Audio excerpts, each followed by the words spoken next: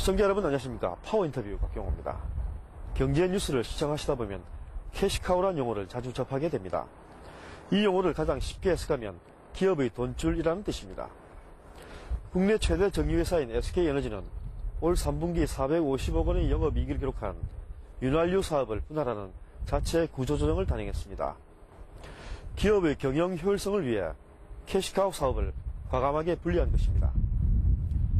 파워인터뷰 오늘 이 시간에는 SK 루브리컨트 주식회사 이병욱 생산본부장을 만나 SK에너지 윤활유 사업이 분사 독립하게 된 배경 등에 대해 자세하게 알아보겠습니다.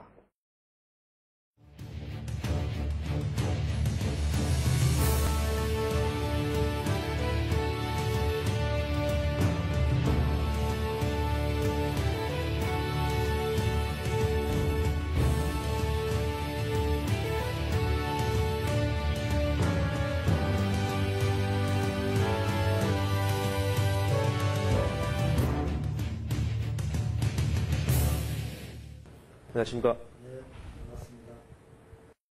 SK 루브리컨트는 최근 모기업인 SK에너지로부터 분사 독립한 기업이지 않습니까? 우선 어떤 회사인지 간략한 소개를 좀 부탁드립니다. SK 루브리컨트는 우리 SK에너지의 여러 사업 부문이 있는데 그 중에 우리 윤활유 사업 부문이 물적 분할 형태로 해서 금년 10월 1일부로 별도 신설법인으로 분리한 조금 이제 윤활유, 기유 전문 회사다 이렇게 보시면 됩니다. 원래 SK에너지의 윤활유 사업이 1968년에 울산에 이제 배합 공장을 지으면서 출발을 했고요. 1995년에 많은 소비자분들이 알고 계시는 지크라는 브랜드를 출시하면서 나름대로 이제 국내 시장을 선도해 오고 있습니다. 그러던 중 같은 해인 1995년에 저희 쪽에 윤활유 제품을 생산하는 원료인 기유 공장을 처음 우리 자체 기술로다가 이제 가동을 하게 됐습니다. 그러면서 우리 윤활유 사업이 이제 한 단계 도약하는 그런 계기가 됐고요. 그래서 이어서 2004년에 제2 공장을 짓고 또 2008년에 인도네시아에 두마이 공장을 제3 공장을 지음으로써 기유 시장에서 글로벌 준비를 하는 그런 회사가 됐습니다. 규모를 말씀드리면 현재 기준으로 한 매출액은 한 2조, 세전이익은 한 2천억에서 한 2,500억 정도의 규모를 갖고 있는 우량한 회사고요. 반면에 우리 종업원 수는 우리 자체 인력은 한 200여 명, 해외 현지인들까지 포함하면 한 350여 명 됩니다. 그래서 인당 생산성을 비교해보면 매출액이나 세전이익 규모를 비교하면 상당히 우량한 회사다 이렇게 말씀드릴 수 있겠습니다. 윤활유 부문은 당초 SK에너지 내에서도 경쟁력 있는 사업이었지 않습니까? 특별히 분사 독립을 하게 된 배경은 무엇인지 궁금합니다. 우리가 가정에서도 이제 자녀들이 이제 성장을 해서 독립할 때가 되면 분가하는 거랑 비슷하다고 생각을 합니다.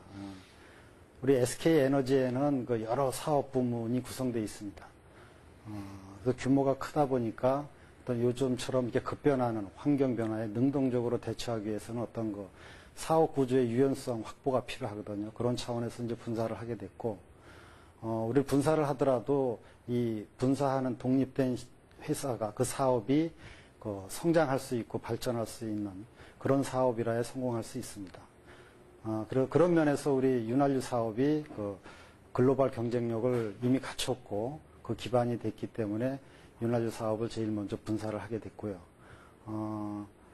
우리가 일반적으로 이 기업들이 정리하거나 매각 형태의 어떤 분리하는 그런 형태의 분사와는 차원이 다르다고 볼 수 있습니다.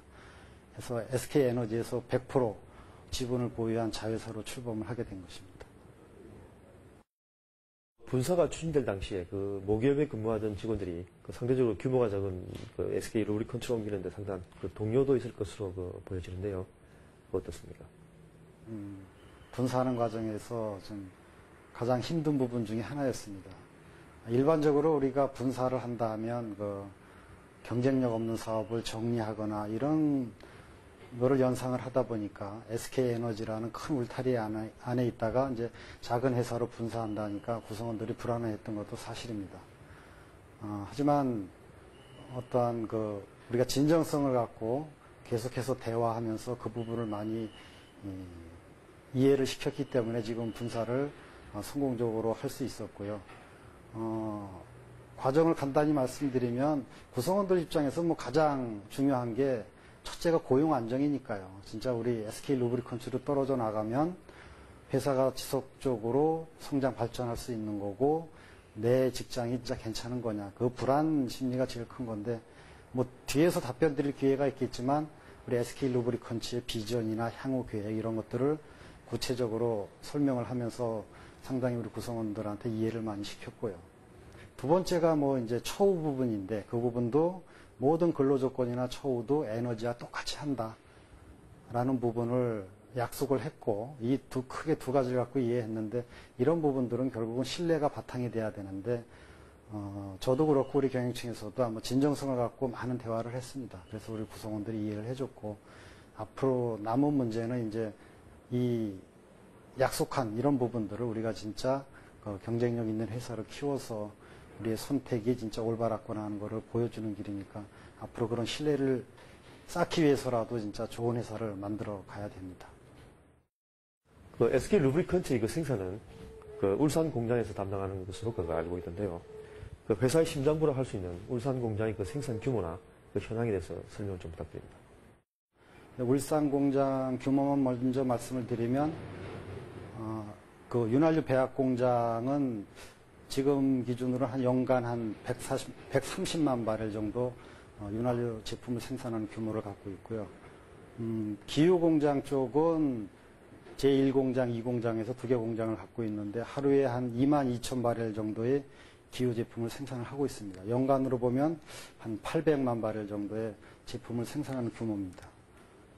거기에 맞춰서 이제 거기에 필요한 저장 시설들, 우리 임차 탱크 포함하면 한 60여 기의 그 저장 시설을 갖고 있고 우리가 또 기유 수출입을 할 수 있는 뭐 입출하 시설들을 갖고 있습니다. 그리고 공장의 인력은 규모는 한 100여 명 정도 됩니다. 울산 공장에 갖고 있는 시설이 그렇고 해외에는 이제 아까 말씀드린 인도네시아의 기유 공장이 하나 있고요. 또 우리 중국에는 이제 완제품 쪽에 OEM 형태로 생산 시설을 좀 갖고 있습니다. 그렇다면 SK 루브리컨츠가 생산하는 윤활유 종류나 그 특징은 어떤 것들이 있는지 소개를 좀 부탁드립니다.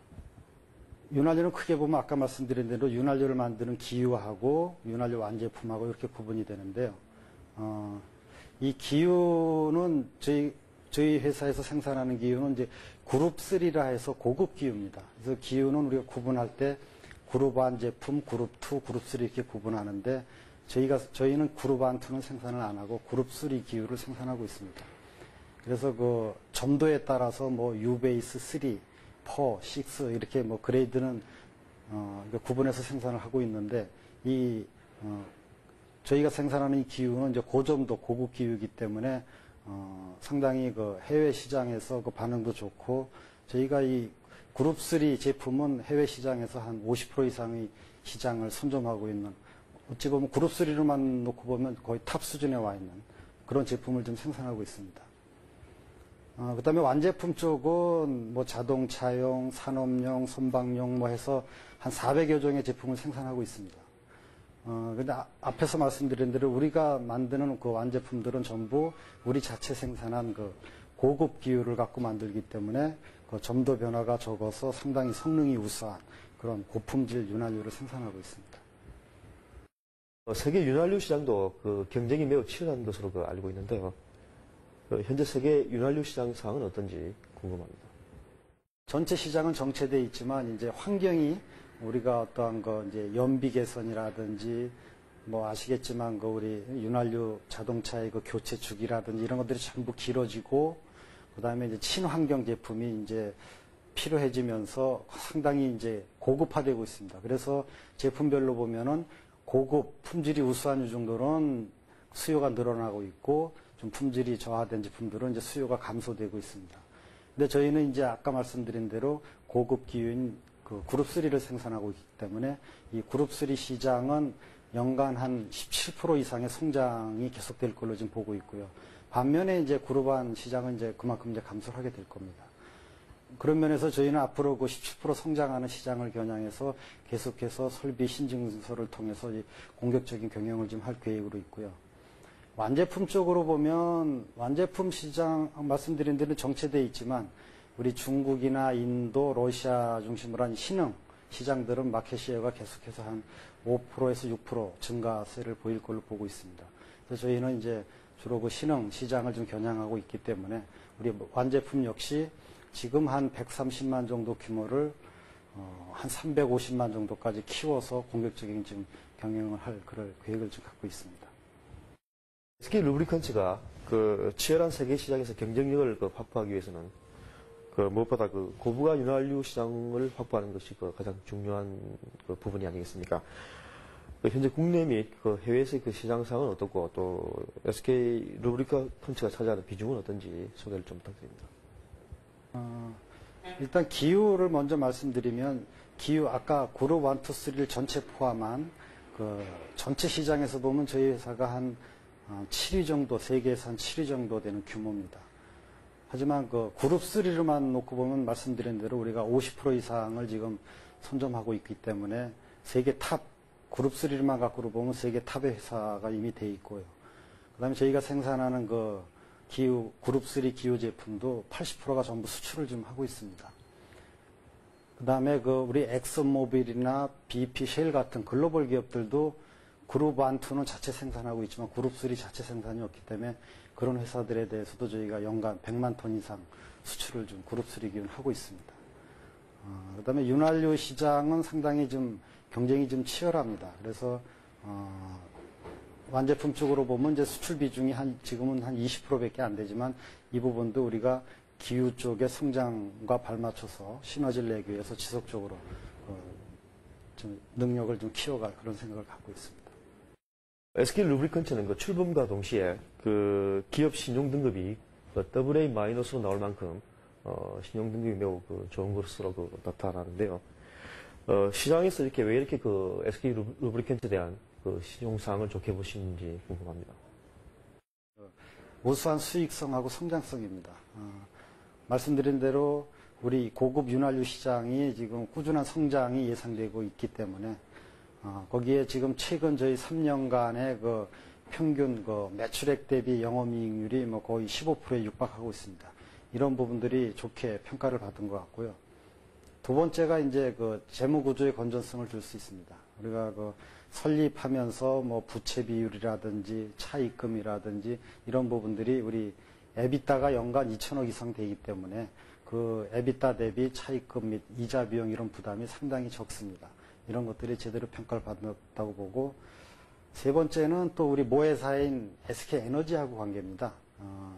물론 이제 100% 지분을 갖고 있지만 우리 기후를 만들기 위한 원료가 SK 에너지의 고도화 설비에서 UCO라고 해서 미전환유가 나옵니다. 그 부분을 갖고 저희가 기후를 만드는데 그 부분이 SK 에너지에서 우리가 현재 저희가 생산하는 UCO 기후를 만들기 위해서 사용되는 UCO의 70%를 SK 에너지 고도화 설비에서 받고 있기 때문에 이 관계가 지속적으로 협조하고 지원할 수밖에 없는 그런 부분들이 있기 때문에 아마 에너지의 어떤 연계성 이런 부분도 좋게 평가를 받는데 연관이 있다고 생각이 됩니다. 이러한 세 개의 큰 이유들이 연관이 돼서 신용평가가 잘 나왔지 않나 생각합니다. SK 루브리컨츠는 SK그룹이 지속 가능한 성장 동력 확보 차원에서 분사 독립을 단행한 것으로 보여지는데요. SK 루브리컨츠의 미래 비전이나 성장 동력은 무엇인지 궁금합니다. SK 루브리컨츠의 비전은 윤활유 사업 분야에서 세계 1등 기업이 되는 겁니다. 그래서 저희가 한 3주 전인가요? 우리 대전에서 저희 연구소가 있는데 대전에 전 구성원이 모여서 그 비전 선포식을 가졌습니다. 그때 우리가 선포한 비전이 방금 말씀드린 윤활유 사업에서 세계 1등 기업이 되는 거고 그렇게 되기 위해서 우리가 구체적인 세부 실행 계획까지 갖고 있습니다. 그래서 현재 목표는 2016년에 저희가 지금 사업 규모의 2배를 키우겠다 해서 매출은 4조 원, 그 다음에 세전이익은 한 5천억 규모로 키우자는 게 2016년까지의 우리의 그 목표입니다. 그 목표 달성을 위해서 우리가 구체적으로 세워놓은 계획이 어찌 보면 저희 그 SK 루브리컨츠가 과거 한 20년 투자한 것보다 더 많은 투자를 향후 5년간 공격적인 투자를 해서 그 목표를 달성하겠다는 겁니다. 그러기 위해서 저희가 지금 해외에 우리가 제3공장까지 갖고 있으니까 제4, 5 공장을 하나 더 지을 계획을 갖고 있고 완제품 쪽에서도 중국이나 그 인도, 러시아에 그 완제품 배합 공장을 지을 계획을 갖고 있습니다. 그것이 부분적으로 이미 설계 단계에서 출발한 부분들이 있고 상당히 구체적으로 계획이 되어 있기 때문에 아마 저희는 이 목표를 무난히 달성할 걸로 보고 있습니다. 최근 한 조사에 따르면 그 SK 루브리컨츠가 생산하는 윤활유 브랜드가 그 11년 연속으로 그 윤활유 부분 1위를 차지한 것으로 나타났지 않습니까? 이처럼 소비자들에게 그 SK 루브리컨츠 제품이 어필하는 이유가 무엇인지 소개를 좀 해주시죠. 저희는 뭐 품질과 기술력이다 이렇게 한마디로 말씀드릴 수 있겠습니다. 그 품질이 우수하다는 얘기는 그러니까 윤활유의 주 원료인 그 기유 여러 번 말씀드렸지만 그 부분이 워낙 그 고품질의 우수한 성능을 갖고 있는 원료로 우리가 제품을 만들기 때문에 이제 품질이 우수한 거고요. 말씀드린 대로 그 그룹3 기유를 우리 세계 특허를 갖고 있습니다. 저희가 자체 특허를 갖고 우리 기술로다가 그 제품을 만들어냈기 때문에 기술력 또한 그 우리 기술을 바탕으로 하고 있기 때문에 이제 지금 그 고급 기유 시장에서 50% 이상의 그 점유율을 차지하고 있다고 보고 있고요. 또한 완제품 쪽에서도 우리 그 대표 브랜드인 지크는 이미 현재 세계 한 24개국으로 수출을 이미 하고 있고 최근에는 GM 등 글로벌 자동차 메이커들과도 제휴를 통해서 세계적 브랜드로 좀 성장을 하고 있습니다. SK 루브리컨츠의 그 생산 본부장으로서 향후 계획이나 포부가 있으시면 끝으로 한 말씀 부탁드립니다. 앞에 말씀드린 대로 우리가 향후 5년간 할 일이 참 많습니다. 공장도 국내에도 짓고 해외에도 몇 개의 공장을 계속 지어나가고 이러한 일들을 우리가 5년간 다 이루어내야 됩니다. 그래서 2016년에는 진짜 우리가 목표한 그 매출액 4조, 세전이익 5천억을 우리가 달성을 할 겁니다. 그렇게 되기 위해서 생산본부의 책임자로서 이 향후에 이 세계 그 10여 개 각 생산기지의 그 생산성 향상과 그 경쟁력 제고를 지켜서 명실상부한 그 글로벌 컴퍼니로 성장하는데 제가 역할을 좀 할 생각을 갖고 있고요. 그렇게 하기 위해서 무엇보다도 우리 엔지니어와 운전원의 기술력 향상에 일단 주력을 할 겁니다. 그 다음에 세계 각지에 이제 우리 생산 설비를 갖고 있다 보니까 그 글로벌 생산관리 시스템을 구축해서 품질 및 그 생산원가 경쟁력을 확보하는데 노력을 할 생각입니다. Spend all your time waiting for that second chance, for a break that would make it okay. There's always some reason to feel not good enough, and it's hard at the end of the day. I need some distraction. Oh, beautiful. 국내 에너지 업계가 글로벌 경기 침체의 늪에서 아직 벗어나지 못하고 있습니다. 국내 최대 정유회사인 SK에너지가 지난달 1일부로 윤활유 사업을 SK 루브리컨츠라는 신규 법인으로 분사시킨 것은 이 같은 경영 환경 속에서 생존력을 높이고 향후 경제 회복기에 지속 가능한 성장 동력을 확보하기에 조치로 풀이됩니다. 고급 윤활유 부문 세계 시장 점유율 50%를 차지하는 SK 루브리컨츠가 전문성 강화를 통해 글로벌 톱 기업으로 문득 설 수 있기를 다시 한번 기대해 보겠습니다. 파워 인터뷰 다음 시간에 다시 찾아뵙겠습니다. 고맙습니다.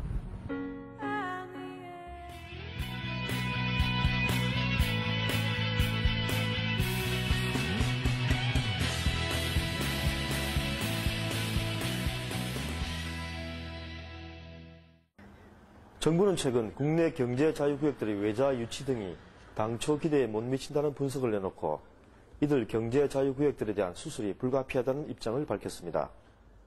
하지만 이들 경제 자유구역 가운데 일부는 정부의 부정적인 분석과는 달리 활발한 외자 유치와 지역의 광역 경제 활성화에 큰 역할을 차지하고 있어 오히려 면적을 확대하거나 지원을 대폭 강화해야 한다는 지적도 나오고 있습니다. 부산시 강서구와 경남도 진해시 일대에 조성된 부산 진해 경제자유구역입니다.